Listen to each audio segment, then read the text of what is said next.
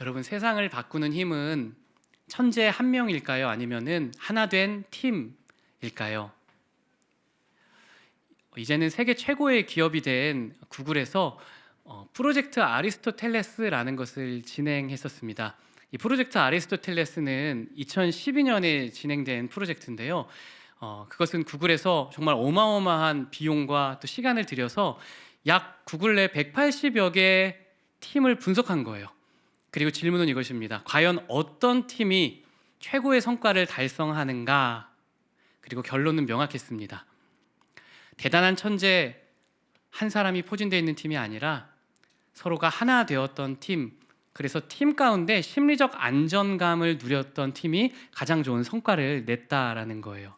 그러니까 내가 혹시 좀 실수하더라도 내 인격을 막 모독할 정도로 나를 비판하진 않을 거야. 내가 혹시 이런 의견을 내더라도 팀을 사랑하는 내 마음을 알고 그래 나를 받아줄 거야 라는 심리적 안정감, 그렇게 하나 된 팀워크가 가장 중요한 성과의 요인이었다. 게다가 세계적인 애니메이션 스튜디오 픽사에서는 특이한 문화가 하나 있습니다. 바로 브레인 트러스트라는 문화인데요. 이 브레인 트러스트가 뭐냐면은 쉽게 말하면 피드백 문화예요. 피드백. 픽사에서 뭐 애니메이션이나 영화를 만들 때 그 영화를 기획하고 또 제작하는 그 과정 중에도 리더십들이 갑자기 모여가지고요. 이 장면은 좀 바꿨으면 좋겠어. 이번 대사는 좀 이렇게 교체해야 될 것 같아라고 피드백을 가감없이 하는데요. 감독이든 아니면 10년 된 그 팀장이든 말단 신입 직원이든 말의 무게는 똑같습니다. 누구나가 정말 오픈 마인드로 피드백을 하는 거예요. 그래서 감독도 그 자리에서 비판을 엄청 받는다 그래요. 물론 최종 결정은 감독이 하지만요. 근데 이 피드백 문화에서 중요한 거는 사람을 비판하지 않고 오직 이 일을 더 발전시키기 위한 대안만을 이야기한다라고 합니다. 그리고 모든 사람들이 서로 의견을 낼 때 내가 이런 피드백을 함으로써 직장 내 어떤 부조리를 겪거나 인사적 불이익을 당하진 않을 거야 라는 신뢰가 바탕이 돼 있기 때문에 서로 그렇게 자유롭게 의견을 주고받는다고 합니다. 픽사의 수장은 원래 우리가 만드는 대부분의 애니메이션은 처음에는 형편없다. 근데 바로 이 브레인 트러스트를 통해서 점점 발전해서 결국에는 여러분 잘 아는 토이스토리, 인사이드 아웃 이러한 정말 명작들이 팀워크를 통해 만들어졌다라고 말합니다. 그렇게 세상의 기업들도 그리고 예술도 하나같이 천재 한 사람이 아니라 하나 된 팀워크가 가장 중요하다고 말하는데요. 사실 성경은 아주 오래전부터 이 사실을 분명하게 증거했습니다. 오늘 읽었던 시편 133편 1절 보라 형제가 연합하여 동거함이 어찌 그리 선하고 아름다운고라고 감탄하는 시입니다. 우리가 서로 연합하고 또 하나 되는 것이 너무나 선하고 정말 아름다운 일이다. 하나됨이 놀라운 비밀이다. 그리고 하나됨 가운데 놀라운 능력이 나타난다는 거예요. 그러므로 오늘 본문을 통해서 우리가 지금 옆에 있는 서로가 하나 될 때 우리가 어떤 일을 경험하게 될지 우리 세 가지 하나됨의 능력을 같이 살펴봅시다. 먼저 화면 보며 같이 읽어봅시다. 교회의 하나됨은 성령 충만의 통로입니다. 우리 2절 말씀 같이 한번 읽어볼게요. 머리에 있는 보배로운 기름이 수염 곧 아론의 수염에 흘러서 그의 옷깃까지 내림같고, 근데 문맥을 따라 해석하면 지금 형제 연합에 대해 말씀하면서 그 형제 연합은 보배로운 기름과 같다라고 말씀합니다. 이 보배로운 기름은 거룩과 성령 충만. 그러니까 이 구절은 우리가 서로 하나 될 때 성령님의 폭포수 같은 충만한 은혜를 경험할 수 있다는 뜻입니다. 물론 우리는 혼자서도 성령 충만함을 받을 수 있습니다. 하지만 우리가 공동체로 모여 하나 될 때 주시는 하나님의 성령 충만함은 폭포수와 같이 우리가 상상할 수 없을 만큼 엄청난 더욱 충만한 성령 충만함이라는 것입니다. 공동체로 모였을 때만 받을 수 있는 성령 충만함의 은혜가 있다. 우리 성경 구절 한번 살펴볼게요. 사도행전 2장에 성령님의 엄청난 역사, 임재하심이 나타나잖아요. 그 전에 어떤 일이 있었나 14절 읽어볼게요. 시작. 여자들과 예수의 어머니 마리아와 예수의 아우들과 더불어 마음을 같이하여 제자들 또 여자분들이 마음을 같이하여 모였다, 기도했다라고 말씀합니다. 한 마음이 됐고요. 그 다음 구절 같이 한번 읽어볼게요.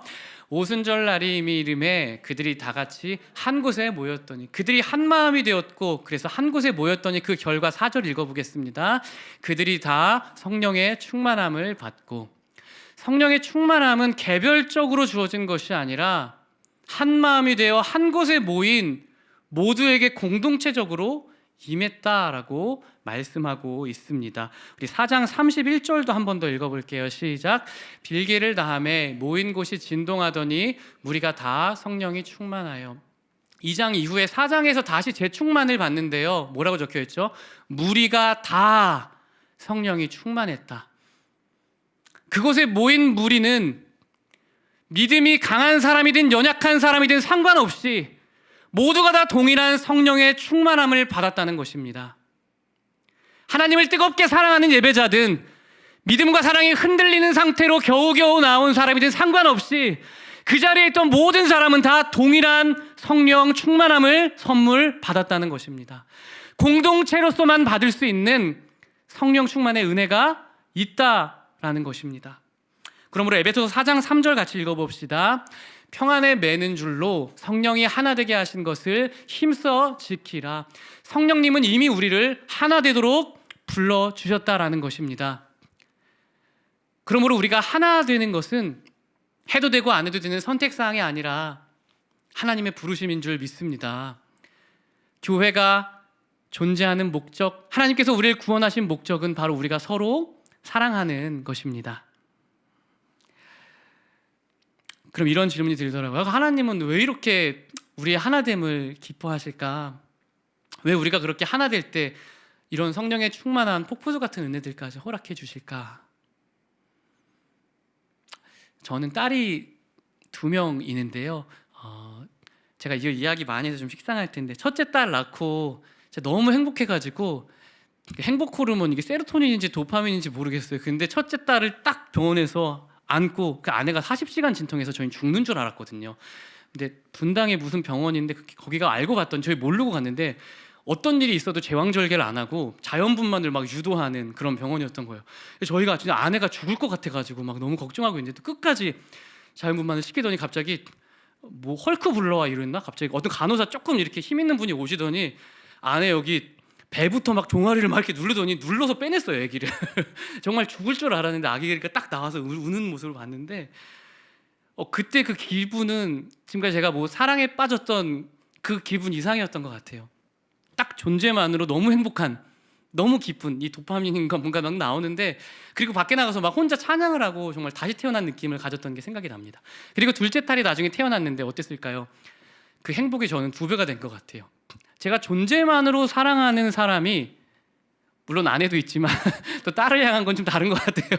그냥 보기만 해도 참 희한한 마음이 들어요. 그래서 존재만으로 사랑하는 대상이 2명이 되게 보고만 있으면 행복한데, 근데 그 2딸이 아직 애기들인데 제가 봤을 때는 너무 사이좋게 막 까르르 까르르 웃어주고 서로 사랑하고 아껴주면 정말 3배, 4배 이상으로 행복합니다.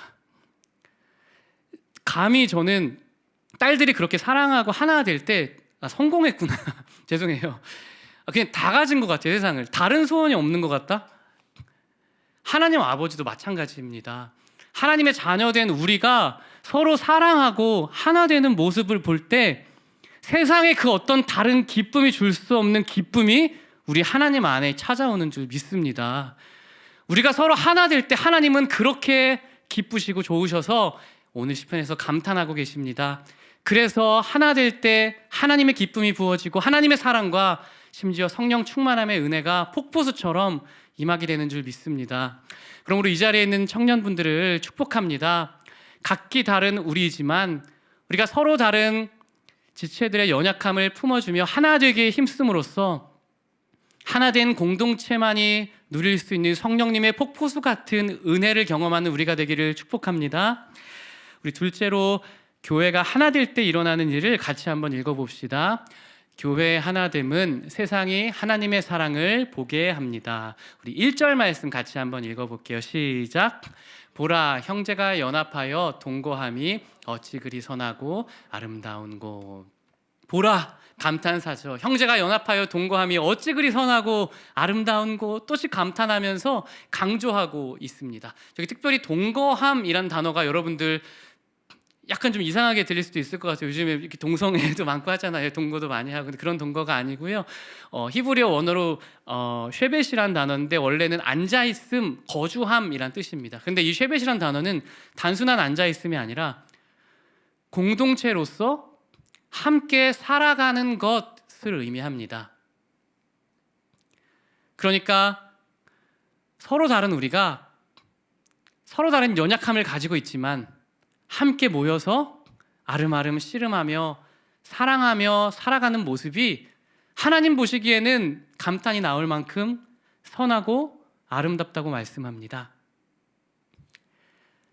하나님이 삶 위로 존재하지만 한 분인 것처럼 각기 다른 우리가 하나로 연합될 때 삼위 하나님의 아름다운 사랑이 선포되기 때문입니다. 각기 다른 우리가 하나 될 때 그 하나됨은 그 자체로 하나님을 증거하는 전도가 됩니다. 우리가 요즘 변증 설교를 많이 했었잖아요. 그런데 우리가 서로 하나 되고 사랑하기만 하면 세상은 저들이 믿는 하나님은 진짜 하나님이다. 저들이 믿는 예수 그리스도는 정말 부활했다. 저들의 사랑은 다른 종교와의 사랑과는 다르다라고 하나님을 인정하게 된다는 것입니다. 사회학자 로드니 스타크의 기독교의 발흥이라는 책을 보면은 초대교회의 놀라운 부흥의 역사를 통해 로마 제국이 정말 기독교를 국교로 인정하게 되고 그렇게 변화되었던 것은 어떤 한 명의 대단한 설교자 때문이 아니라고 말합니다.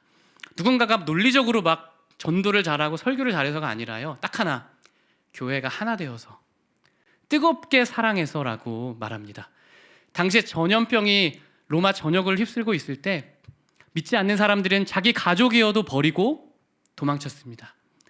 그러나 기독교인들은 피 한 방울도 섞이지 않았지만 자신의 생명을 무릅쓰고 그들에게 다가가서 위로해주고 격려해주고 함께 기도해주고 예배해 주었습니다. 그리고 죽은 뒤에도 그 시신을 장사 지내주었죠. 어떻게 저들은 자기 생명보다 이웃을 저렇게 사랑할 수 있을까? 그들이 놀라게 되었고 많은 이들이 회심하게 되었습니다. 그렇게 우리가 단지 서로 사랑하는 것, 그것 하나만으로도 우리가 믿는 하나님이 참되고 우리가 믿는 그 하나님이 정말 사랑이라는 사실이 세상 가운데 선포됩니다. 그러므로 예수님께서 요한복음 13장 34, 35절에 이렇게 말씀하셨습니다. 새 계명을 너희에게 주노니 서로 사랑하라. 내가 너희를 사랑한 것 같이 너희도 서로 사랑하라. 너희가 서로 사랑하면 이로써 모든 사람이 너희가 내 제자인 줄 알리라. 너희가 서로 사랑하면 모든 사람이 다 너희는 나를 따르는 제자인 줄 알게 된다. 너희가 그저 하나 되며 사랑하기만 해도 모든 사람들은 하나님이 사랑이신 줄 알게 된다. 하나님의 존재가 증명된다 라는 것입니다. 그러므로 주님은 내가 너희를 사랑한 그 사랑으로 너희도 참 사랑하라 말씀하셨습니다. 그러므로 이 자리에 있는 지체분들을 축복합니다. 우리가 서로 교제하고 노는 시간은 사실 단순히 외로워서 시간 때우기 위해 그러는 시간이 아닙니다. 영적인 일입니다. 우리가 서로 하나 되고 서로 알아가는 것, 서로 연결되는 것, 마음에 있는 돌들이 빠지는 것, 그렇게 연합되는 것은 성령 충만의 시작일 뿐만 아니라 그 자체로 하나님의 사랑을 나타내는 복음입니다. 그러므로 오늘 우리 명절이어서 가능하신 분들은 끝나고 좀 자유롭게 논다는 총무님 광고가 있을 것 같다고도 이렇게 들었는데요. 아마 교회 약간의 예산도 지원하면서 삼삼오로 하고 싶은 것도 같이 하면서 놀러 갈 것 같아요. 그래서 여러분들 교제하실 때에 단순한 교제가 아니라 이 일을 통해 우리의 마음이 연결되고 하나됨에 힘쓰시는 여러분 되시기를 축복합니다. 그래서 하나됨으로써 하나님의 사랑이 우리를 통해 나타나는 전도 그리고 또 복음이 되기를 축복합니다. 우리가 하나 될 때 일어날 일 세 번째 같이 한번 살펴보고 읽어보겠습니다. 교회의 하나됨은 세상에 소망과 축복을 전달합니다. 우리 3절 말씀 함께 읽어볼게요. 시작. 헐몬에 이슬이 시온의 산들에 내림 같도다. 거기서 여호와께서 복을 명령하셨나니 곧 영생이로다. 지금 형제 연합을 뭘로 비유하죠? 헐몬의 이슬이라고 비유합니다. 이슬은 메마른 대지의 유일한 희망입니다. 오늘날 이 시대에는 사랑이 없어서 메마르고 건조한 시대이죠. 그래서 세상의 유일한 소망은 바로 우리가 참 사랑을 나눌 때입니다. 또한 헐몬의 이슬은 축복을 상징합니다. 헐몬산은 이스라엘 북부 지역에 있는 정말 높은 산이어서 그 헐몬산에 내리는 그 이슬은 너무 풍성하고 그리고 아주 수량이 많기로 유명합니다. 그래서 그 헐몬산으로부터 요단강도 많은 물을 공급을 받고요. 그래서 그 헐몬산의 이슬이란 단어는 큰 축복을 말합니다. 그냥 작은 한 지역이 아니라 정말 너무나 멀리 뻗어나가는 크고 어마어마한 축복을 상징한다. 그러니까 우리가 서로 하나 될 때 헐몬산의 이슬처럼 우리 주변에 어마어마하게 큰 축복을 우리가 전달하게 된다라는 것입니다. 우리가 교제하는 것은 단순히 우리만 좋은 일이 아니라 누군가를 변화시키는 것을 뛰어넘어 이 사회를 바꿀 수 있는 놀라운 일입니다. 이것이 오늘 본문의 말씀입니다. 우리 성경을 통해 한 번 더 확인해 볼게요. 우리 사도행전 2장 44절 46절에 보면은 초대교회가 얼마나 하나 되었나 이렇게 기록하고 있는데 같이 한번 읽어볼게요. 시작. 믿는 사람이 다 함께 있어 모든 물건을 서로 통용하고 또 재산과 소유를 팔아 각 사람의 필요를 따라 나눠주며 날마다 마음을 같이하여 성전에 모이기를 힘쓰고 집에서 떡을 떼며 기쁨과 순전한 마음으로 말씀 띄워주시면 그들이 얼마나 하나 되었는지 이전 말씀 한번 보여주세요. 믿는 사람이 다 함께 있어서 모든 물건을 서로 통용할 만큼 하나 되었다. 자기 재산과 소유를 팔아서 각 사람의 필요를 따라 나눠줄 만큼 하나 되었다. 날마다 마음을 같이 했다. 성전에 공동체로 모이기를 힘썼다. 집에서 떡을 떼고 기쁨과 순전한 마음으로 식탁 교제를 할 만큼 하나 되었다. 그렇게 성령 충만이 임하자 엄청나게 하나됨의 역사가 더 충만해졌고 그 결과에 대해 47절 같이 한번 읽어봅시다. 시작. 하나님을 찬미하며 또 온 백성에게 칭송을 받으니 주께서 구원받는 사람을 날마다 더하게 하나시니라. 하나됨의 결과 온 백성에게 칭송을 받았다. 저들이 하나 되는 것을 보라. 세상이 할 수 없는 우리가 주변에서 볼 수 없는 저 사랑을 보라. 저들이 사랑하는 것을 보면 기독교는 참이구나. 하나님이 살아 계시구나. 많은 사람들이 기독교인을 칭송했다. 그래서 그 결과 어떻게 됐다고요? 주께서 구원받는 사람을 날마다 더하게 하시니라. 성령 충만으로 인해서 서로 넘치도록 아껴주고 사랑했을 뿐인데 세상 가운데 엄청난 축복의 통로가 되었다는 것입니다. 그러므로 귀하신 여러분, 옆에 사람 한번 이렇게 씩 웃으며 쳐다보시겠어요? 너무 사랑스럽죠? 아멘. 네, 너무 사랑스러운 우리 청년분들이에요. 그런데요, 서로 사실 사랑한다는 것은, 하나 된다는 것은 쉽지 않은 것 같습니다. 각기 다른 연약함이 있어서 때로는 어떤 한 사람을 사랑하는 것이 정말 뼈를 깎는 것 같고 정말 나를 부인하고 또 부인하고 또 못 박아야 하는 그런 어려운 일일 때도 있는 것 같아요.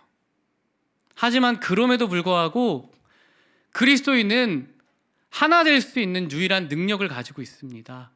바로 하나님이 우리를 너무나 많이 사랑하셨기 때문에 그리스도인은 서로의 다름 가운데에서도 너무나 맞지 않는 T와 F더라도요 서로 사랑할 수 있습니다.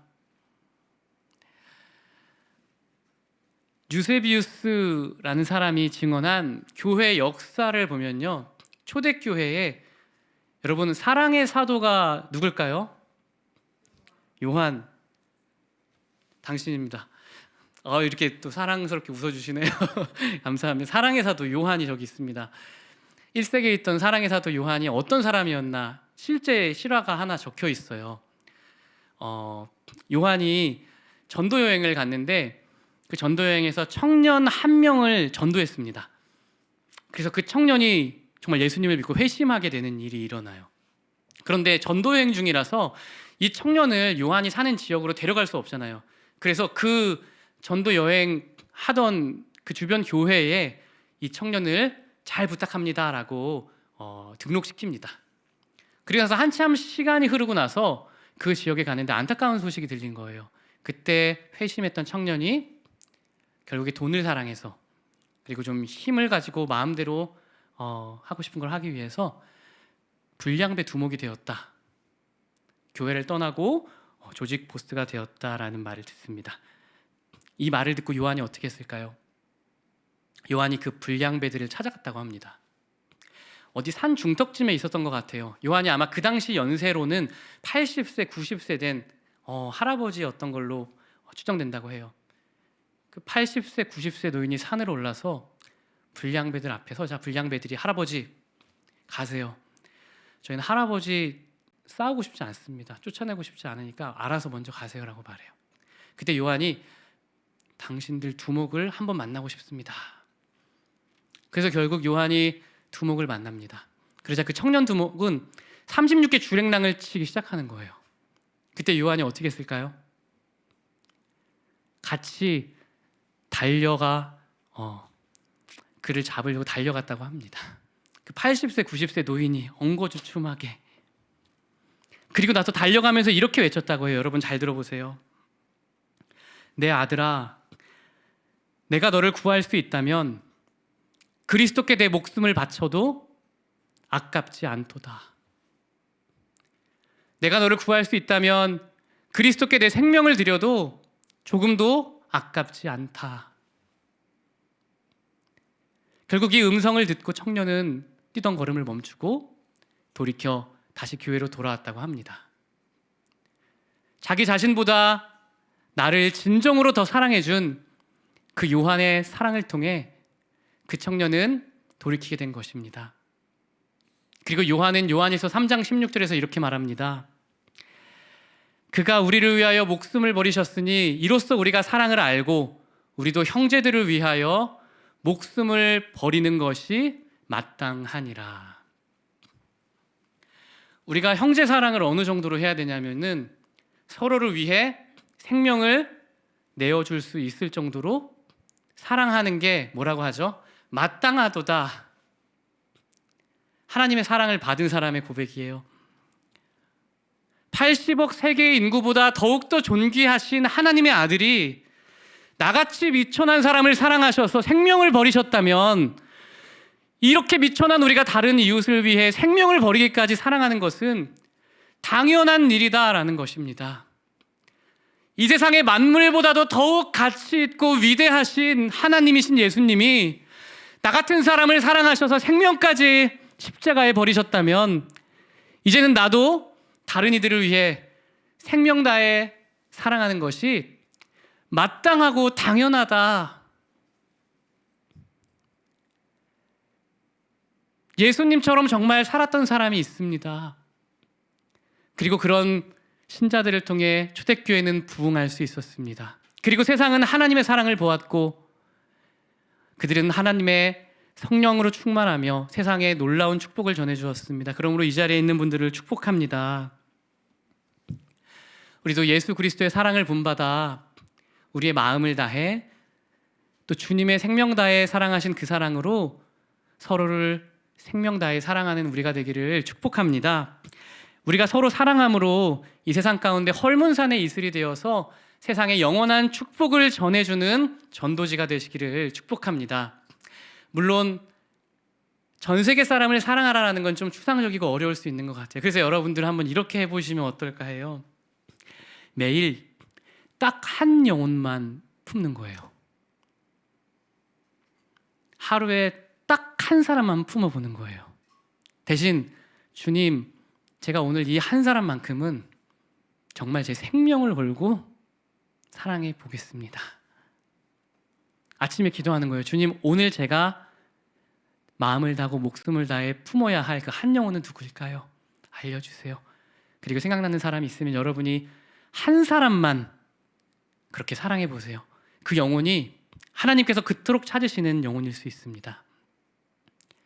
그러므로 이 자리에 있는 청년분들이 다시 한번 진심으로 사랑하며 하나됨으로써 성령의 충만함을 폭포수같이 넘치도록 받고 또 우리를 통해 세상이 소망과 또 축복과 하나님의 사랑을 보게 되기를 축복합니다.